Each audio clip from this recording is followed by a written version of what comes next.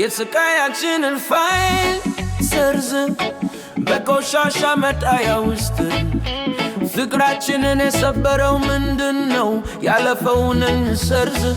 እርሳ የሚለውን ጠቅና አድርግ የደከመውን ትዝታችንን ለማጽዳት ለእርሷና ለኔ ቦታ ለመፍጠር ዛሬው ኑሩ ይህን ጊዜ በእጃችሁ ውስጥ ይሰማዎት ወደፊት ያለውን እንተወው ነገ ለመኖር ልባችን በሚመታበት በያንዳንዱ ጊዜ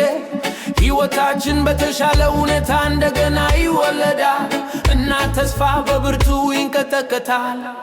ለዓለም ይበልጥ ፍትሃዊና ጤናማ በመሳቢያ ውስጥ ያሉ የድሮ ፎቶዎች ከአሁን በኋላ ማን እንደሆነን አስታውሱ ስህተቶች መሳሪያዎች ይሆናሉ ለማጥራት የቀረን ነገር ሰዓቱ ሲተፋ ያለፈው ዓመትና ሰማዩ ማጽዳት ሲጀምር የሚያበቃውን ዓመት እናታትምና አዲሱን ዓመት ያሊጀምር ነው እያንዳንዱ እርምጃ ወደፊት መጨረሻው ነው መልካም ያላደረግነው ነገር ላዩን የነበረው ነገር የወደፊቱ ጊዜ ነገ ብቻ ነው መቸኮል አያስፈልግም ፍቅሩን በጥልቀት ይተንፍሱ በአየር የተነከረ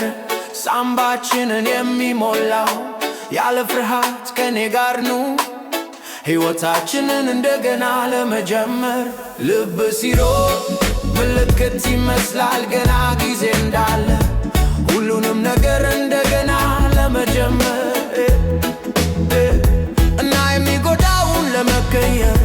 እያንዳንዱ ምት ግብዣ ነው ሌላ ሕይወትን ለመሞከር